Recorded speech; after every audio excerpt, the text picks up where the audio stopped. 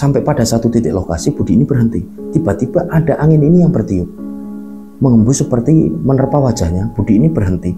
Dan gak begitu lama tiba-tiba seperti ada suara kakek tua ini yang berbisik ke telinga kirinya dari si Budi ini. Wes le, ojo medun, neng dhuwur ae, ayo neng dhuwur ojo medun.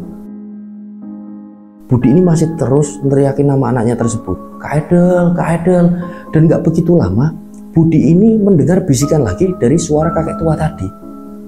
Kowe mendhuwur terus, engko ana uwit neng kono. Wis kowe meneng wae nang kono, anakmu neng kono. Dan gak begitu lama, Budi ini mendengar ada suara langkah kaki dari arah atas, dari arah balik pohon itu.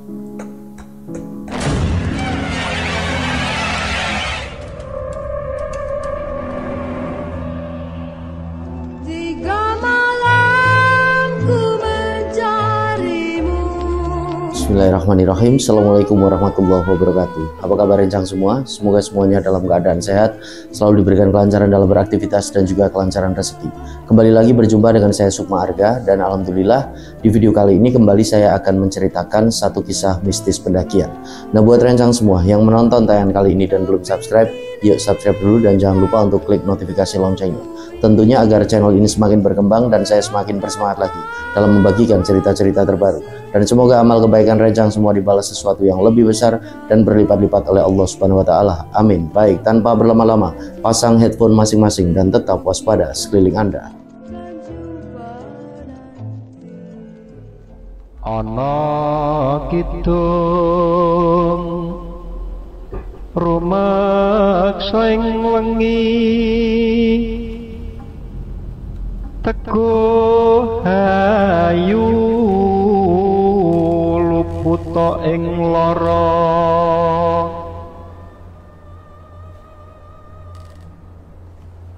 Untuk cerita kali ini dibagikan oleh sepasang suami istri yang bernama Budi dan Lisa.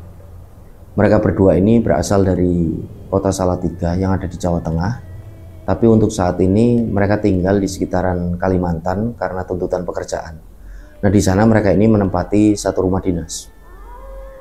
Nah, memang semenjak SMA, Budi ini cerita, dia ini sudah sangat menyukai dunia pendakian gunung. Jadi ketika SMA, Budi ini sudah sering kali naik turun gunung, dan dia juga sempat membuat satu grup ataupun komunitas pecinta alam dengan beberapa teman SMA-nya. Nah, kegiatan ataupun aktivitas pendakian gunung itu terus dilakukan Budi sampai pada akhirnya dia ini lulus dari SMA dan dia ini kuliah di salah satu kampus yang ada di kota Semarang. Nah, ketika di kampus itu Budi ini mendaftar ke salah satu UKM, unit kegiatan mahasiswa Mapala pecinta alam itu. Di sana dia mendaftar dan dia ini seringkali melakukan aktivitas pendakian gunung dengan teman-teman mahasiswanya. Singkat cerita, berjalannya waktu, setelah 2 tahun Budi ini kuliah dan dia ini menjadi anggota dari UKM Mapala itu, bisa dikatakan Budi ini menjadi senior, dan waktu itu ada perekrutan anggota baru untuk UKM Mapalanya. Jadi waktu itu banyak sekali mahasiswa dan mahasiswi ini yang mendaftar, dan setelah diseleksi tersaringlah ini beberapa mahasiswa dan mahasiswi. Nah, salah satu dari mahasiswi ini ada yang namanya Lisa. Nah, sampai pada akhirnya ketika di UKM itu mereka ini menjadi semakin dekat antara Budi dan Lisa. Mereka ini merasa cocok dan akhirnya mereka memutuskan untuk berpacaran, menjalin satu hubungan di mana hubungan ini akan dibawa ke ranah yang lebih serius. Nah, mereka ini seringkali naik turun gunung bareng sampai pada akhirnya mereka ini pun lulus kuliah. Nah, gak lama setelah lulus kuliah itu mereka pun memutuskan untuk menikah. Nah, waktu itu ada catatan sedikit dari mereka berdua, dari Budi dan Lisa. Mereka berdua ini termasuk tipikal orang yang memiliki sensitivitas tinggi terhadap dunia gaib ataupun hal-hal yang berbau mistis. Nah, meskipun mereka berdua ini sama-sama ya bisa dikatakan indigo, tapi ada perbedaan di antara mereka. Kalau Budi ini dia lebih hanya bisa merasakan kehadiran dari makhluk tak kasat mata ketika ada di sekitar dari Budi.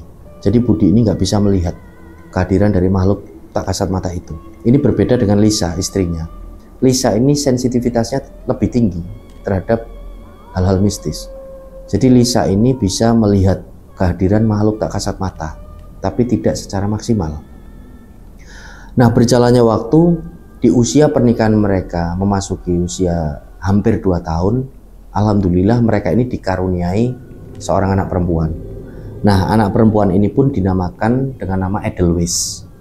Nah, kenapa mereka berdua ini menamai anaknya ini dengan nama Edelweiss? Karena itu salah satu bentuk kecintaan mereka ini terhadap alam, khususnya dunia pendakian gunung. Karena seperti yang kita tahu, bunga Edelweiss ini memang tumbuh di sekitaran dari daerah atas ataupun daerah pegunungan. Dan bunga ini bunga yang dilindungi, bunga abadi gitulah. Jadi untuk para pendaki, bunga ini adalah sesuatu yang istimewa. Nah, maka dari itu mereka berdua menamai anak perempuan mereka ini dengan nama Edelweiss. Nah, keluarga mereka ini berjalan dengan sangat harmonis. Dan singkat cerita, ketika Edelweiss ini masuk di usia ke-2 tahun, usianya Edelweiss ini 2 tahun, Budi dan Lisa ini pada akhirnya tahu. Itu awal mereka tahu kalau anaknya Edel ini juga memiliki tingkat sensitivitas yang lebih tinggi terhadap dunia gaib ataupun hal-hal mistis dibanding mereka berdua. Nah, awalnya ini ketika pada satu momen, waktu itu selepas maghrib, ada satu teman dari orang tuanya Edel, teman dari Budi dan Lisa ini main ke rumah mereka. Nah, ketika main itu, awalnya belum ada sesuatu yang aneh, sampai pada akhirnya Edel yang waktu itu umurnya masih 2 tahun, bicaranya ini kan masih terbatas kosakatanya. Jadi yang jelas ini cuma bisa berucap pah, pah, mah, mah, karena memang manggilnya papa sama mama. Waktu itu Edel ini sedang ada di pangkuannya dari Lisa, sembari ngobrol dengan temannya itu yang datang. Edel ini nunjuk ke arah pintu, sambil bilang dengan mamanya, Mah, mahnya apa, mah? Belum jelas. Tapi waktu itu Lisa ini kan sudah mengerti bahasa dari anaknya. Lisa ini langsung, dia ini merasakan, oh iya, ini berarti ada sesuatu yang dilihat oleh anakku. Nah, di momen itulah awal Budi dan Lisa ini mengetahui kalau Edel ini juga punya kelebihan seperti mereka. Nah, akhirnya mereka ini terus ngobrol gitu kan dengan temannya itu yang datang bertamu itu selepas maghrib. Dan ternyata yang dikatakan temannya ini memang dari arah pemakaman. Temannya ini habis ziarah orang tuanya, karena orang tuanya sudah meninggal, habis ziarah dan bertamu ke situ. Nah, waktu itu akhirnya Lisa ini penasaran, ini sebenarnya sosoknya apa. Nah, di situ Lisa ini mulai berdoa, diakhiri dengan Al-Fatihah, minta diberi petunjuk agar Lisa ini bisa melihat ini sebenarnya apa yang dilihat oleh Edel waktu itu. Nah, waktu itu akhirnya Lisa ini melihat, memang di pintu ini ada satu sosok perempuan. Perempuan ini seperti nggak berani masuk. Perempuan ini cuma berdiri aja di depan pintu dan nampak ini menunduk. Nah, yang jelas yang dilihat oleh Lisa ini bukan manusia. Ini makhluk gaib. Karena penampilannya ini perempuan, memakai ini seperti jubah, compang-camping, kotor sekali. Rambutnya ini panjang kumel dan wajahnya ini sangat pucat dan ya bisa dikatakan sangat menyeramkan. Nah, waktu itu Lisa ini cuma berucap, Mbak, tolong ya Mbak, jangan ganggu anakku, kasihan. Nah, karena teman dari Budi dan Lisa juga tahu kalau Budi dan Lisa ini memang sensitif semenjak kuliah, temennya ini udah gak kaget. Nah, akhirnya si perempuan ini, sosok perempuan ini pun mau pergi. Nah, waktu itu akhirnya Budi, temennya, dan Lisa ini menganalisa apa yang dilihat oleh Edel ini kemungkinan ini bawaan dari satu temannya ini, karena temannya ini tadi habis dari pemakaman, mungkin ikut, kemungkinan analisa itu yang mereka dapatkan. Nah, berjalannya hari ada lagi kejadian. Waktu itu Edel ini diajak oleh orang tuanya. Ketika Edel ini umurnya 4 tahun, cara bicaranya udah agak jelas. Waktu itu Edel ini diajak untuk kondangan, untuk datang ke satu resepsi pernikahan. Nah, resepsi pernikahan ini ada di kota sebelah dari Salatiga. Mereka ini berangkat malam hari, dan mereka berangkat ini menggunakan transportasi mobil dan harus melewati kawasan ya bisa dikatakan kawasan hutan, dan itu kawasan yang sepi. Nah, waktu itu berangkatlah mereka ini di sore hari, dan ketika memasuki kawasan itu hari ini sudah gelap. Nah, Edel ketika perjalanan itu seringkali bilang sama mamanya yang duduk di sebelah papanya ini yang lagi nyetir, Mah, itu apa mah, itu apa mah, Mama, Edel lihat itu Pak, kok ada kakek-kakek jalan. "Ma, itu mah ada lagi, Edel kok lihat orang ini jalannya aneh kayak ular." Karena Edel ini udah, cara bicaranya udah lebih fasih karena umurnya udah 4 tahun. Nah, disitulah Budi dan Lisa ini benar-benar yakin kalau anaknya ini tingkat sensitivitasnya ini di atas mereka berdua, jadi lebih tinggi. Nah, berjalannya waktu sampai usia 6 tahun Edel, Budi dan Lisa ini benar-benar kalang kabut karena kelebihan dari anaknya itu. Nah, ketika Edel ini berusia 6 tahun, Budi ini dipindah tugaskan. Papanya dari Edel ini dipindah tugaskan untuk dinas di Kalimantan. Nah, akhirnya Budi ini memutuskan untuk memboyong istri dan anaknya tersebut diajak ke Kalimantan, dan di sana mereka akan menempati satu rumah dinas. Berangkatlah mereka ini dari Jawa menuju ke Kalimantan. Nah, ketika sampai di Kalimantan, ketika awal mereka ini akan memasuki satu rumah dinas, di mana rumah dinas ini letaknya di pelosok desa, bisa dikatakan di dekat hutan, karena memang pekerjaan dari Budi ini berkaitan dengan hutan dan lingkungan hidup. Waktu itu mereka sampai di sana, hari ini sudah gelap, sudah malam. Di sana nggak ada rumah lain selain rumah dinas dari mereka.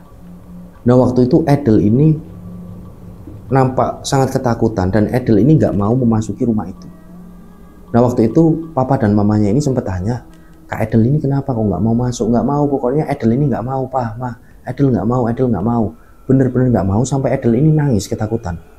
Nah, waktu itu baru pertama kalinya si Budi dan Lisa ini melihat Edel ini ketakutannya sampai luar biasa seperti itu. Nah, akhirnya di situ Budi ini bilang sama Lisa, istrinya, "Mah, coba mah, Mama berdoa mah, barangkali bisa melihat sebenarnya ada apa di sini." Nah, akhirnya di situ Lisa pun mulai berdoa, diakhiri dengan Al-Fatihah seperti biasa.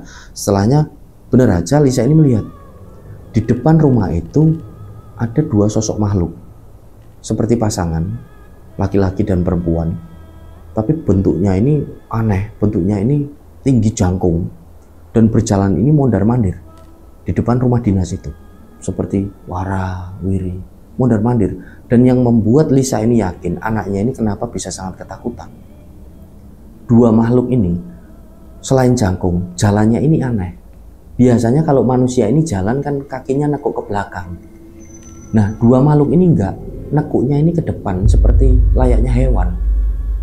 Nah, waktu itu Lisa ini akhirnya bilang sama Budi, "Makhluknya seperti ini."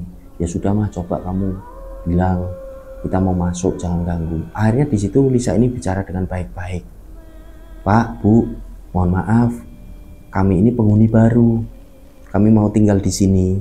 Tolong kalau bisa jangan mengganggu kami. Ini anak saya takut, ketakutan." Nah, setelah bicara dengan baik-baik dengan makhluk itu, akhirnya kedua makhluk itu seperti pasangan itu pun mau pergi. Mereka ini jalan memasuki kawasan hutan. Nah, akhirnya setelah dibujuk oleh kedua orang tuanya, Edel pun pada akhirnya mau masuk ke dalam rumah itu. Nah, beberapa hari menempati rumah dinas itu, Edel ini benar-benar ketakutan, dan ketakutan dari Edel ini nggak wajar. Budi dan Lisa ini merasakan betul ini Edel ketakutannya melebihi ketika mereka tinggal ketika masih di Jawa. Jadi waktu itu Edel ini benar-benar sangat ketakutan. Edel ini sering kali nangis, dan waktu itu akhirnya Lisa pun bilang dengan Budi, "Pah, coba Pah, udah bilang aja sama atasanmu, barangkali ada rumah dinas lain. Kita minta pindah aja rumah dinasnya ini yang dekat dengan pemukiman warga." Nah, akhirnya setelah seminggu mereka tinggal di sana, Budi ini mulai bicara dengan atasannya, dan alhamdulillah atasannya ini setuju, dan ada rumah dinas yang dekat dengan pemukiman penduduk. Dan nggak begitu lama setelah itu mereka pun akhirnya pindah ke rumah dinas yang baru, yang letaknya ini dekat dengan rumah-rumah penduduk yang lain. Jadi ramai di situ. Nah, ketika tinggal di sana, Edel ini udah mulai merasa nyaman. Jadi Edel ini udah nggak sering ketakutan yang benar-benar menjadi-jadi seperti di rumah dinas yang awal itu. Edel ini udah mulai merasa nyaman, meskipun dia ya masih bersentuhan dengan mereka ini yang nggak kasat mata gitu. Tapi waktu itu Edel ini udah mulai nyaman. Nah, mereka tinggal di sana, waktu pun berjalan, bertahun-tahun kemudian, ketika Edel ini duduk di kelas 1 SMP, ada satu momen, jadi waktu itu Budi dan istrinya ini mengajak Edel untuk pulang ke Jawa, ke Salatiga, karena adik dari papanya itu, dari Budi, ada yang mau menikah. Nah, akhirnya Budi pun mengajukan cuti sama atasannya selama 10 hari. Cuti ini di ACC, dan terbanglah mereka ini menuju ke Jawa. Nah, singkat cerita, mereka ini sampai di Salatiga di hari Rabu. Ketika mereka sampai di sana ini hari masih pagi, Rabu pagi mereka sampai di Salatiga. Dan ketika sampai di sana, rumah dari orang tua Budi ini kok masih sepi. Yang ada cuma adik-adiknya aja dan saudara-saudara dari kota-kota lain ini kok belum datang. Padahal acara ini akan diselenggarakan hari Minggu gitu loh. Jadi yang bantu-bantu ini masih sekitaran warga situ aja, yang dekat-dekat dengan warga mereka. Dan ternyata ada kesalahpahaman. Ternyata hari Minggu itu bukan hari resepsi pernikahan, tapi hanya lamaran. Nah, pernikahan ini akan digelar ini 3 atau 4 bulan kemudian. Jadi ada kesalahpahaman, miskomunikasi di situ. Nah, akhirnya karena sudah sampai di Salatiga, Budi ini pun bilang dengan istrinya, "Mah, ini karena aku udah kepalang tanggung ngajuin cuti ini selama 10 hari. Ya wis lah, kita di sini aja. Kita manfaatkan liburan di sini sekalian. Toh aku udah cuti, nggak apa-apa." "Oh ya sudah kalau gitu, Pak." Nah, akhirnya mereka di Salatiga dan di sore harinya di hari Rabu sekitaran jam 3 ini mereka mulai naik sepeda motor ini mulai jalan-jalan di sekitaran kota Salatiga. Nah, disitulah Edel ini senang diajak jalan-jalan di kota Salatiga, dimana kota Salatiga ini kan kota nggak seberapa besar, tapi kotanya ini bersih dan adem. 11-12 lah menurutku ini dengan Temanggung, itu kotanya ini enak. Mereka ini jalan-jalan di sana. Nah, sampai di sekitaran menjelang maghrib mereka ini pulang ke rumah, dan waktu itu Edel ini karena kecapean, dia ini langsung tidur. Edel ini langsung tidur waktu itu, dan kedua orang tuanya ini akhirnya duduk-duduk di teras dengan beberapa adiknya juga. Nah, sedikit catatan, keluarga dari Budi ini memang bisa dikatakan keluarga pendaki. Kakak-kakaknya Budi, mas-masnya, adik-adiknya, mbak-mbaknya, ini semuanya adalah pendaki gunung. Bisa dikatakan ini keluarga pendaki. Nah, waktu itu mereka ini ngobrol di sana. Mereka ini seperti bercerita kembali. Dulu ini ketika suka naik gunung bagaimana. Nah, sampai pada akhirnya ada usulan dari Budi ini sama istrinya, sama Lisa. "Mah, ini gimana mah, mumpung kita di sini, toh acaranya masih lama, hari Minggu, ini masih hari Rabu, besok Kamis kita naik gunung aja gimana?" Nah, waktu itu Lisa ini awalnya agak ragu, "Loh Pak, kok dadaan? Emang mau ke gunung mana? Kita nggak bawa alat gunung juga." "Ya nggak apa-apa lah, ini kan punya adik-adikku juga ada semuanya, nanti dipakai aja." Nah, punyanya si Edel nanti kita sewain. Toh kita belum pernah ngajak Edel juga naik gunung. Ini pertama kalinya loh Edel mau kita ajak naik gunung, gimana? Mumpung ada di sini. Nah, akhirnya Lisa pun setuju. Ya wes kalau gitu. Jadi akhirnya ada usulan dari Budi ini, mereka akan naik awalnya ini ke Merapi. Tapi ada ide dari adik-adiknya ini, ya kamu naik ini ke Merbabu aja, yang lebih dekat dari sini. Lewatnya Wekas, kalau enggak lewat Suwanting. Nah, akhirnya Budi dan Lisa ini bersepakat untuk ngajak Edel ini naik ke Merbabu lewatnya Wekas. Nah, mulailah di malam itu juga alat-alat gunung, carrier, matras, tenda semua ini dipersiapkan, minjem dari adiknya. Dan di malam itu juga Budi ini diantar ke gerai outdoor untuk nyewa jaket, sepatu yang untuk anak-anak, untuk Edel. Nah, semuanya ini dipersiapkan di malam itu juga. Dan mereka ini juga beli logistik, jadi semuanya dipersiapkan. Nah, akhirnya di keesokan harinya berangkatlah mereka bertiga ini dari Salatiga naik sepeda motor untuk menuju ke Wekas.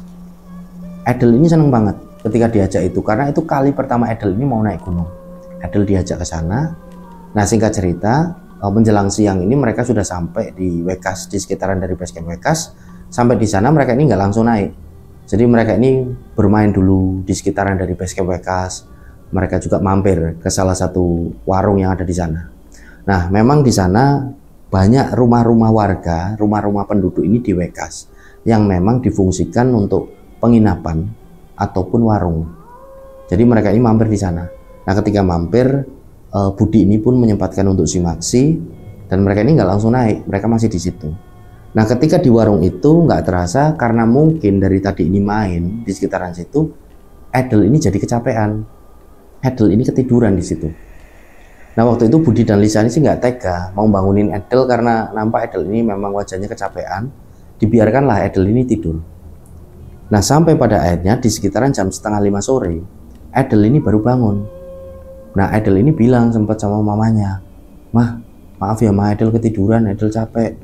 "Oh iya nggak apa-apa, udah gini aja, kita nginep aja dulu di sini.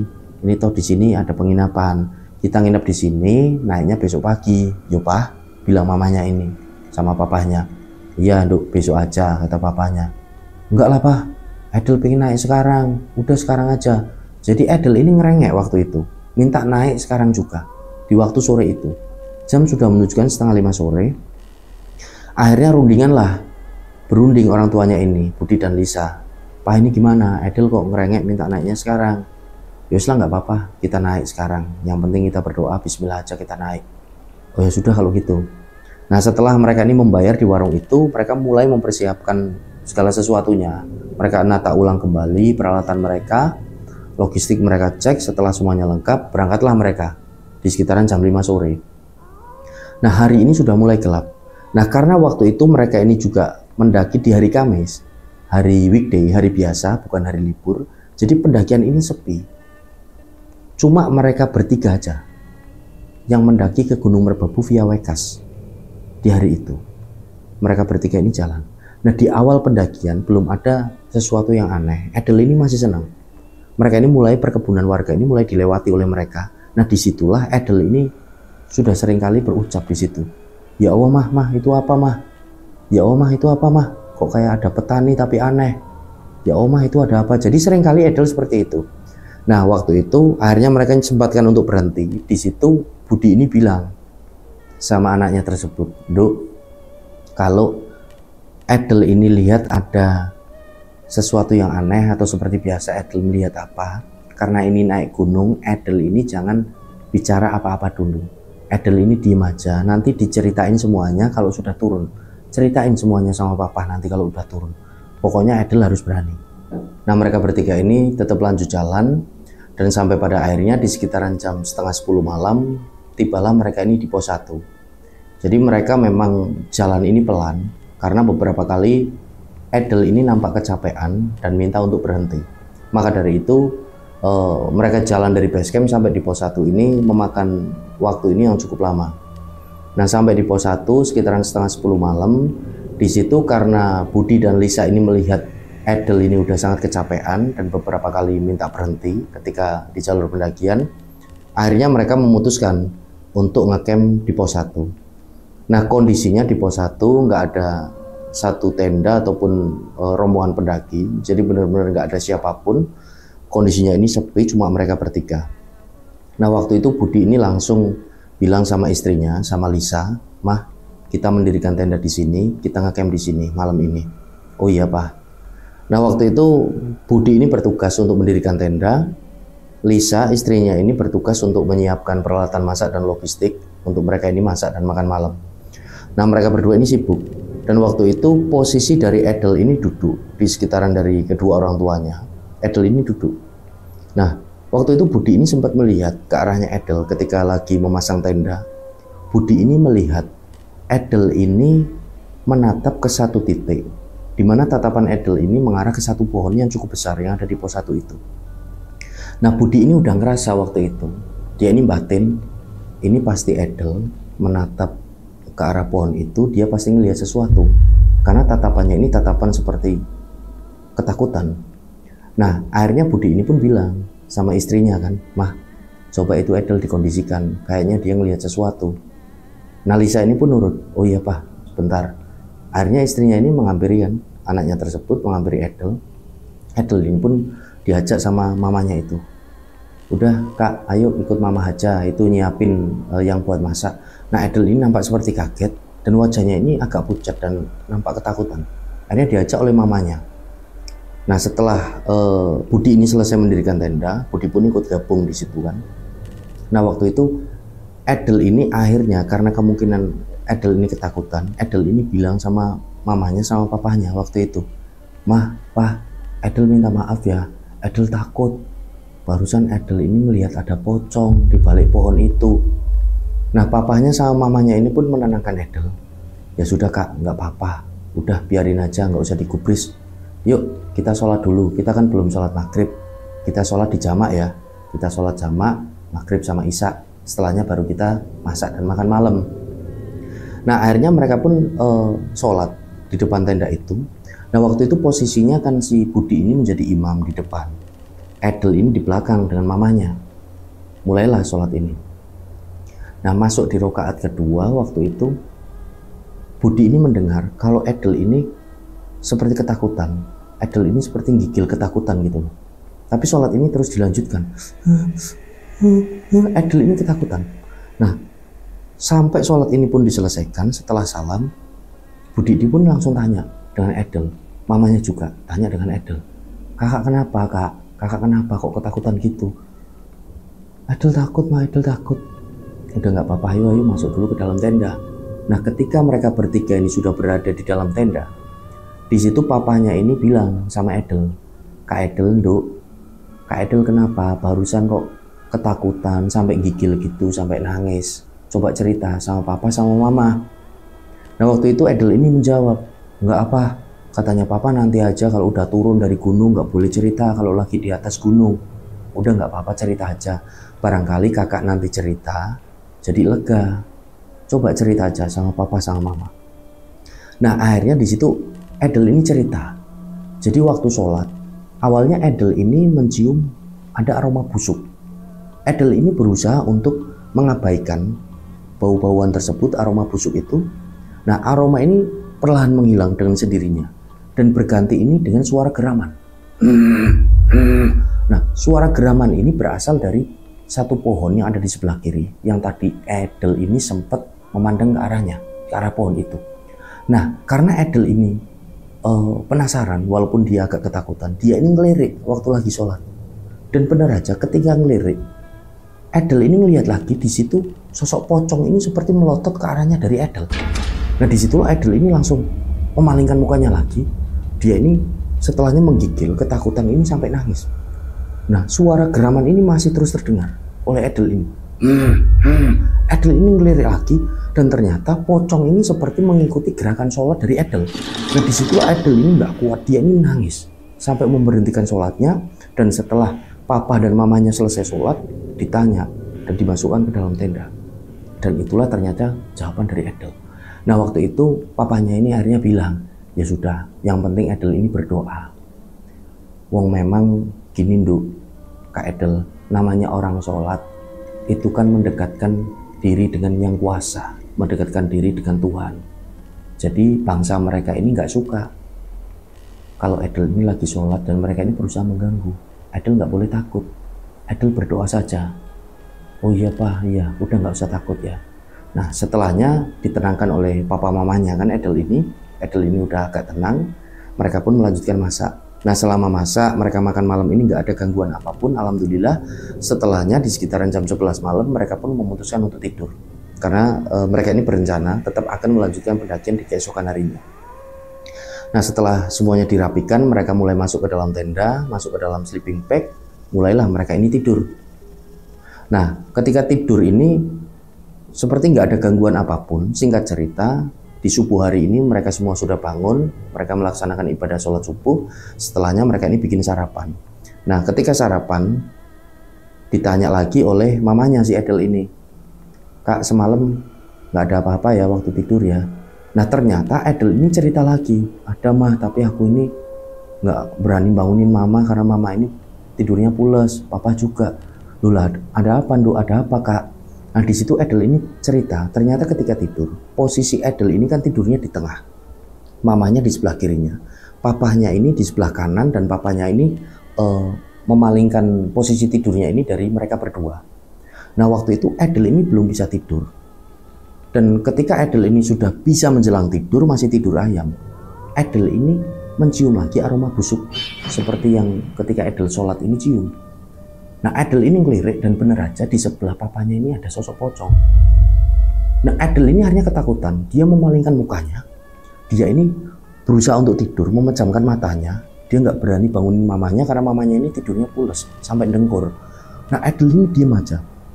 Aroma ini akhirnya hilang. Aroma busuk ini hilang. Dan tiba-tiba nggak begitu lama, suara geraman seperti yang Edel ini dengar ketika sholat ini seperti mulut dari pocong ini tepat di telinganya dari Edel. Nah, waktu itu Edel ini ketakutan. Dia sempat meluk mamanya dengan sangat erat. Dia ini memejamkan matanya sambil dia ini bergidik ngeri. Nah, disitulah Edel ini Akhirnya berusaha untuk tidur, sampai akhirnya karena ketakutan dan kelelahan, Edel ini tertidur. Dan sosok pocong ini entah menghilang dengan sendirinya. Nah waktu itu papa mamanya ini berusaha menenangkan Edel. Ya sudah, Edel kan sudah dilihatin seperti itu di sini. Wong namanya di gunung. Ini kita sama-sama belajar. Edel nggak usah takut lagi ya. Kita melanjutkan perjalanan, Edel nggak usah takut ya. Nah akhirnya di situ Edel ini pun mengiyakan. Iya Pak, Mah. Edel berusaha nggak takut. Nah setelah sarapan semuanya digemasi, mulailah mereka ini pergerakan lagi menuju ke atas ke pos 2. Jalanlah mereka bertiga. Nah singkat cerita, mereka bertiga ini sampai di pos 2 ini sekitaran 4:30 sore. Hari ini sudah gelap. Nah waktu itu entah berapa lama perjalanan yang ditempuh oleh mereka bertiga dari pos 1 sampai pos 2. Yang jelas mereka bertiga sampai di pos 2 ini di sekitaran jam 4:30 sore. Hari ini sudah masuk ke gelap.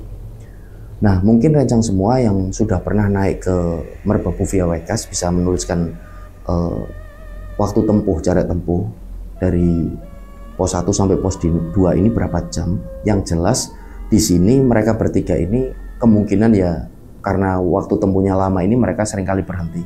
Karena Edel juga seringkali memang minta berhenti. Pengakuan dari Budi dan Lisa. Karena ya itu awal dari pendakian dari Edel. Nah mereka bertiga ini sampai di sana 4:30. Hari ini sudah mulai gelap. Waktu itu Budi pun memutuskan untuk mendirikan tenda lagi di situ. Kita mendirikan tenda di sini, bermalam di sini semalam lagi, baru besok pagi kita lihat kondisinya bagaimana, kita lanjut ke atas atau kita pulang. Yang jelas ini hari sudah masuk ke gelap, kita harus ngecamp di sini. Nah akhirnya Lisa pun setuju. Mulailah mereka seperti malam sebelumnya, mulai mendirikan tenda dan menyiapkan peralatan masak. Nah waktu itu setelah tenda berdiri, ketika Lisa ini mau mengeluarkan peralatan masak dan logistik dari carrier-nya, carrier ini mengalami kendala. Jadi resleting dari carrier-nya Lisa ini yang untuk naruh peralatan masak dan logistik ini mengalami kendala, nggak bisa dibuka. Nah waktu itu mencoba memaksa Lisa ini sampai akhirnya Budi ini pun bilang sama istrinya itu, jangan dipaksa, nanti kalau rusak malah susah nanti. Coba tak akali aja dulu, tak benerin. Nah mulailah carrier ini dibenerin. Mereka berdua ini sibuk benerin resleting dari carrier itu. Sampai sekitaran setengah jam barulah carrier ini selesai dibenerin, bisa dibuka kan waktu itu. Nah ketika mereka mengeluarkan peralatan masak dan logistik, setelahnya ini mereka berdua ini baru seperti tersadar. Loh, lah ini Edel di mana mah? Loh, lah tadi bukannya sama papa masang tenda? Loh enggak kok. Jadi mereka berdua ini mengira punya pikiran yang sama. Lisa ini taunya Edel ini bareng sama papanya, bareng Budi ini lagi masang tenda. Nah papanya Budi ini taunya Edel ini bareng mamanya lagi ngakalin resleting tadi, benerin resleting yang awalnya ini rusak sebelum dibenerin sama Budi. Jadi mereka ini seperti punya pemikiran yang sama. Nah waktu itu mereka ini hanya panik. Ini Edel di mana mah? Ini Edel di mana pak? Nah mereka ini mulai panik. Nah waktu itu apalagi mamanya Lisa ini mulai bener-bener panik. Nah waktu itu akhirnya Budi ini langsung bilang sama Lisa, udah jangan panik, kita cari, kita pakai headlamp, kita cari Edel. Nah mulailah headlamp ini langsung dinyalakan, dipakai, senter mulai dinyalakan. Dan waktu itu memang sudah di wayah-wayah surup, memasuki waktu-waktu maghrib, mereka ini mulai mencari anaknya tersebut Edel. Dicarilah Edel ini, diteriakin, Kak Edel, Kak Edel wes, Kak Edel, Bu. Nggak ada sautan sama sekali. Nah waktu itu si Budi ini jalan ke arah bawah yang tadi sempat dilewati. Budi ini jalan untuk nyari Edel sambil terus teriakin namanya Edel. Nah waktu itu Budi ini sempat mendengar kalau Lisa ini meneriakin nama anaknya itu sambil dia ini nangis. Budi ini sempat teriak juga dari arah bawah, udah mah kamu jangan nangis mah, jangan panik, udah dicari terus, yang sabar, jangan nangis, yang tenang. Dicari terus Edel ini nggak ada sama sekali. Budi ini masih terus jalan sampai pada satu titik lokasi Budi ini berhenti. Tiba-tiba ada angin ini yang bertiup, mengembus seperti menerpa wajahnya. Budi ini berhenti dan nggak begitu lama tiba-tiba seperti ada suara kakek tua ini yang berbisik ke telinga kirinya dari si Budi ini. Wes le, ojo medun, neng dhuwur ae, ayo neng dhuwur ojo medun. Dan entah kenapa waktu itu Budi ini seperti nurut dengan suara kakek tua tersebut. Udah nak, jangan turun, di atas saja, ke atas saja. Nah Budi ini seperti nurut, terhipnotis dengan suara itu. Budi ini ke atas lagi. Nah sampai di lokasi pos 2, di situ Lisa ini nampak menunduk. Lisa ini nangis di situ. Budi ini nenangin Lisa, istrinya tersebut. Udah mah, jangan nangis mah. Ayo dicari lagi, yang tenang. Ayo dicari. Insya Allah ketemu. Bismillah. Nah Lisa ini mulai nyari lagi di sekitaran situ. Dan Budi ini jalan agak ke atas. Budi ini masih terus teriakin nama anaknya tersebut, Kak Edel. Dan gak begitu lama, Budi ini mendengar bisikan lagi dari suara kakek tua tadi. Kowe mendur terus, engko ana uwit ning kono. Wis kowe meneng wae ning kono, anakmu ning kono. Nah, Budi ini akhirnya nurut. Ada suara lagi. Budi ini nurut seperti terhipnotis. Sudah, kamu ke atas saja, nanti ada satu pohon di sana. Kamu diam di situ, anakmu ada di situ. Budi ini nurut, jalan ke atas, dan bener aja, gak begitu lama Budi ini melihat di situ ada satu pohon besar, dan pohon ini menurut Budi aneh. Ini pohon kok seperti pohon ringin di tengah hutan belantara seperti ini, dan berusia ini mungkin ratusan bahkan ribuan tahun. Pohon ini sangat besar. Nah Budi ini akhirnya nurut, jalan ke arah pohon itu, dan Budi ini duduk di situ diam, seperti apa yang dikatakan oleh sosok kakek tua entah siapa bisikan tadi. Budi ini duduk di situ, dan gak begitu lama Budi ini mendengar ada suara langkah kaki dari arah atas, dari arah balik pohon itu. Nah, dari situlah Budi ini seperti tersadar. Dia ini seperti agak kaget. Dia menatap dan mendengar ke arah suara langkah kaki yang dari atas itu. Budi ini melihat. Dan ternyata itu adalah Edel, anaknya. Nah, disitulah Budi ini langsung lari. Tapi Edel ini nampak wajahnya ini sumringah. Edel ini seperti nggak ketakutan. Edel ini tersenyum. Tapi Budi ini panik, dia lari menghampiri Edel, dipeluklah anaknya itu. Kakak ini dari mana kak? Papa mama ini nyariin kakak ini dari mana? Budi ini sambil nangis. Karena pengakuan dari Budi, ketika baru menyadari Edel udah nggak ada, Budi ini mengakui kalau separuh dari nyawanya ini seperti sudah hilang. Dia ini deg-degan, ini anaknya di mana? Budi ini nangis di situ. Ya Allah, anak wedokku, anak perempuanku, dipeluklah anaknya itu sambil nangis Budi. Nah, Edel ini nampak sumringah, setelahnya langsung digendeng oleh Budi. Gak apa-apa kok Pak, Edel gak apa-apa. Edel ini dari mana? Udah ayo ikut ke tenda dulu. Digandenglah Edel ini. Nah Edel ini masih sumringah, sambil dia ini cerita-cerita menuju ke arah tenda ini. Itu loh Pak, Edel barusan di sana, di satu tenda, diajak sama itu kakak yang cantik. Jadi Budi ini masih gak gubris. Siapa kakak cantik? Udah ikut aja ke tenda. Akhirnya diajaklah anaknya tersebut ke tenda. Nah sampai di tenda, setelah Budi dan Lisa ini udah tenang, Lisa ini meluk anaknya ini sambil nangis di situ, karena Lisa juga ya sebagai seorang ibu kan, dia merasa akan kehilangan anaknya waktu itu kan, bagaimana rasanya gitu. Jadi mereka akhirnya di situ berkumpul setelah orang tua dari Edel ini agak tenang, Budi dan Lisa agak tenang, mereka sudah menyeduh teh hangat, mereka sudah masak, mereka pun akhirnya makan. Setelah makan, barulah di situ Budi ini bilang sama Lisa, Mah, ini udah ya Mah, kita nggak usah diterusin besok pendakiannya, kita turun aja. Kita turun, pendakian ini udah nggak bagus. Ini kasihan anak kita kalau dilanjutin ke atas. Iya Pak. Lisa ini setuju. Mereka bersepakat kalau di keesokan harinya mereka akan langsung turun. Nah, setelah makan ini berada di dalam tenda, menjelang mau tidur, Edel ini cerita. Edel ini merasa senang waktu itu. Edel ini cerita. Ternyata ketika papa mamanya sedang sibuk untuk membenarkan resleting carrier-nya dari mamanya yang tadi sempat rusak, sempat macet itu, ternyata Edel ini melihat ke arah satu titik lokasi. Ke arah atas itu, Edel ini melihat ada sosok wanita menggunakan jaket gunung berwarna biru, dan waktu itu Edel ini melihat wanita ini nampak tersenyum dengan ramah. Nah, Edel ini penasaran, dia ini jalan pelan-pelan ke sana menghampiri sosok wanita itu. Dan sesampainya di sana, Edel ini ditanya oleh wanita itu, "Hei, cantik, namamu siapa?" Ditanya di situ. "Namaku Edelweiss." "Wah, namamu cantik ya. Mau nggak main ke tendanya kakak?" "Oh mau kak, tendanya di mana kak?" "Itu di balik pohon, ayo main." Nanti dulu, Edel mau bilang papa mama. "Udah nggak usah, bilangnya nanti aja." Edel ini ikut jalan. Dan pengakuan dari Edel ini masuk ke satu tenda. Di balik pohon besar itu ada satu tenda. Edel ini masuk di sana, dan ketika berada di dalam tenda, Edel ini bermain boneka. Jadi banyak sekali boneka di dalam tenda itu. Nah waktu itu Edel ini senangnya bukan main Edel. Dan pengakuan dari Edel, pendaki ini ramah, pendaki wanita ini. Nah nggak begitu lama, entah berapa waktu itu Edel ini mulai mendengar seperti ada teriakan. Entah ini papahnya atau mamanya yang memanggil namanya. Samar-samar. Pokoknya Kak Edel, nduk. Nah disitulah Edel ini pamit dengan pendaki wanita itu. Kak, aku tak bilang sama papa mama dulu ya, aku tak turun dulu. Itu dicariin sama papa mama. Nanti papa mama tak ajak ke sini pasti seneng. Kalau ngecamp di sini ada temennya. Kalau camping di sini ada temennya, papa mama pasti seneng. Nah waktu itu pendaki wanita ini bilang, sudah di sini aja. Nggak usah bilang papa mama.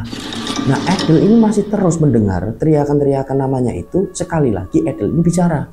Bilang dengan pendaki wanita itu, pendaki wanita misterius itu. Kak, itu aku dicariin. Aku tak kesana dulu ya, ke tendanya papa sama mama. Pendaki wanita ini, pengakuan dari Edel ini cuma diem, menunduk, dan mulutnya ini seperti tersenyum. Nah waktu itu Edel ini kan, walaupun tidak menjawab pendaki wanita ini, Edel ini kan menganggap, oh ya aku udah diizinin. Edel ini buka tenda itu. Dia ini jalan keluar. Nah di momen itulah Edel ini ketika baru mau turun, Edel ini seperti bertemu dengan sosok kakek tua. Sosok kakek tua ini memakai sarung biasa, memakai baju layaknya ya kakek tua biasa gitulah. Seperti manusia biasa, menggandeng tangannya Edel. Dan Edel ini dibilangin, sudah pulang aja ke mama papa ya, jangan naik lagi. Nah Edel ini juga nurut waktu itu. Oh iya kakek siapa? Kakek yang ada di sini yang nunggu gunung ini. Udah turun aja ke mama papa, itu dicariin.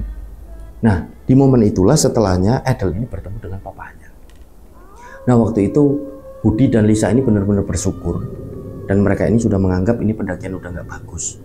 Dan mereka pun pada akhirnya memutuskan untuk pulang di keesokan harinya.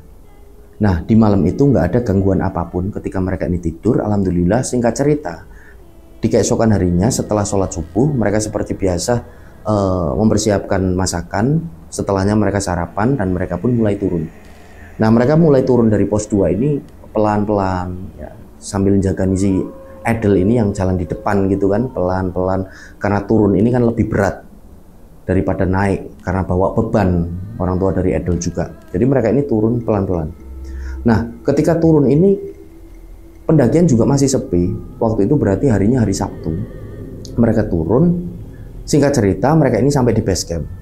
Nah ketika mereka ini sampai di base camp, mereka ini mampir di salah satu warung. Jadi mereka mampir di salah satu warung ini, mereka mau bersantai terlebih dahulu sebelum mereka ini memutuskan untuk langsung pulang ke Salatiga. Mereka di sana. Nah waktu itu ada seorang petani ini yang mampir di warung itu. Saya katakan seorang petani karena pengakuan dari Mas Budi ini, beliau membawa cangkul dan topi caping. Petani ini duduk di warung itu, dan tidak begitu lama petani ini tanya dengan Budi dan Lisa, ngapunten Mas, Mbak, niki Yugane nggih, ini anaknya ya? Oh nggih, iya Pak, ini anak saya. Oh iya, cantik. Ada yang ngikut. Nah waktu itu Budi sama Lisa ini agak kaget.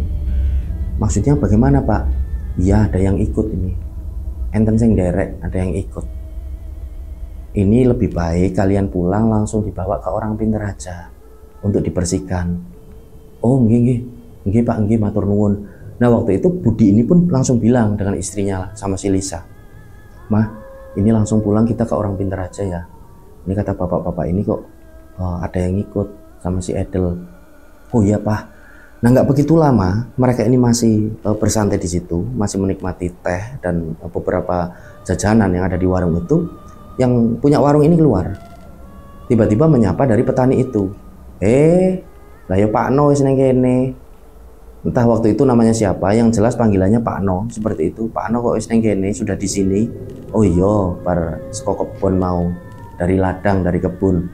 Nah waktu itu yang punya warung ini bilang, ya wis toh Pak No, ya sudah Pak No, itu adiknya ditolongin aja. Pak No kan bisa, Pak No ini kok sukanya merendah, kok malah bilang disuruh ke orang pinter. Pak No ini kan bisa. Nah waktu itu yang punya warung ini bilang sama Budi sama Lisa, ini loh namanya Pak No. Pak No ini bisa Mas, Mbak, menangani hal-hal seperti itu. Pak No ini sukanya merendah. Nah waktu itu Budi akhirnya berbicara dengan Pak No. Oh nji Pak, ditolongi ya Pak, saya minta tolong, ini anak saya biar ini. Oh iya ya Mas, ya sudah, saya minta air putihnya. Jadi kemungkinan karena Pak No ini orang yang rendah diri gitu ya. Jadi minta air putih oleh pemilik warung, setelahnya air putih ini didoakan oleh Pak No. Nggak begitu lama, Edel ini disuruh minum. Ini Duk, diminum ya, diminum, baca bismillah dulu. Bismillahirrahmanirrahim, diminum oleh Edel. Nah waktu itu setelah air itu diminum, Edel ini seperti matanya ditutup oleh Pak No, dan Edel ini pun disuruh buka. Nah Pak No di situ pun berucap, sudah alhamdulillah nggak ada apa-apa. Ini udah mereka yang mengikuti ini udah mau pada pulang. Nah waktu itu karena Budi ini penasaran, Budi ini bilang sama Lisa, mah coba mah kamu berdoa mah, kamu coba dilihat yang ngikutin dari Edel ini apa, barangkali masih di sini. Nah akhirnya Lisa pun menutup matanya, dia mulai berdoa dan seperti biasa dia menutupnya dengan Al-Fatihah. Nah ketika Lisa ini membuka mata, bener aja memang ada yang mengikuti Edel, tapi posisinya udah menyingkir dan seperti mau menghindar, mau menjauh. Nah waktu itu Lisa ini bilang sama Budi, Pak, yang ngikutin itu ada sosok pocong, wajahnya ini berantakan dan darahnya ini banyak sekali. Kemungkinan itu pocong yang sempat dilihat sama si Edel. Terus ada nenek tua, matanya hitam semua, kulitnya keriput, pakai kebaya. Terus di situ juga ada, ini seperti seorang pendaki wanita, jaketnya ini warnanya biru, wajahnya ini pucat, tapi dia ini cantik dan senyumnya ini ramah. Nah waktu itu Budi ini dan Lisa ini seperti menganalisa, pada akhirnya oh mungkin memang ini sosok-sosok yang sempat dilihat sama si Edel, menemui Edel. Nah Pak No waktu itu mendengar bisik-bisik itu, Pak No ini bilang sudah nggak apa-apa, wong mereka itu cuma mau nganter aja, mau nganter adik cantik ini turun. Kalian melihat apa? Mbaknya bisa ngelihat ya, kata Pak No. Iya Pak, saya bisa melihat, alhamdulillah. Oh ya, ada yang wanita ya, yang wanita itu suka dengan Dek Edel ini, suka. Dia cuma mau nganter aja sama yang nenek tua itu. Tapi kalau yang pocong itu memang usil. Dia ini seperti menyukai Kak Edel dan ya ingin nempel terus. Tapi mereka udah pergi semua. Mbaknya lihat kan, iya Pak, mereka udah menjauh, udah pergi. Ya sudah, alhamdulillah, insya Allah nggak ada apa-apa. Nah setelahnya mereka pun meneruskan di situ obrolan, dan setelah mereka ini puas di warung itu, mereka pun membayar, mengucapkan terima kasih dengan Pak No dan pemilik warung. Pulanglah Budi, Lisa, dan Edel untuk menuju ke Salatiga. Nah singkat cerita, mereka sampai di Salatiga ini nggak ada masalah apapun. Sampai di Salatiga ini, Budi, Lisa ini cerita dengan adik-adiknya, dengan mas-masnya yang udah mulai pada kumpul di situ. Nah waktu itu ibunya dari Budi ini marah-marah sama Budi sama Lisa, terutama sama anaknya Budi. Jadi ternyata Budi sama Lisa ini nggak pamit. Nah waktu itu memang ibunya Budi ini sempat memarah-marahi Budi dengan Lisa, karena ibunya ini tahu kalau cucunya si Edelweiss ini punya tingkat sensitivitas tinggi terhadap dunia gaib ataupun hal-hal mistis. Kamu ini gimana? Wong anakmu ini kan kamu tahu itu punya kelebihan seperti itu, kan bahaya, apalagi diajak ke gunung. Kamu ini, kalian berdua ini sebagai orang tua ini gimana? Kok nggak nalar sama sekali? Kok berani-beraninya ngajak ke gunung? Awas kalian diajak lagi. Putuku ini gak entuk munggah gunung meneh. Cucu saya ini nggak boleh naik gunung lagi. Karena ibu dari Budi ini tahu Edel ini punya kelebihan ini yang istimewa. Makanya menurut ibunya Budi, untung anak ini selamat, karena dia berpotensi bisa dibawa menuju ke dunia gaib, ke alam lain. Nah waktu itu akhirnya Budi dan Lisa ini pun meminta maaf dan berjanji tidak akan mengulanginya lagi. Nah singkat cerita, acara lamaran ini selesai. Setelah kira-kira 8 hari mereka di sana, mereka pun kembali untuk menuju ke Kalimantan.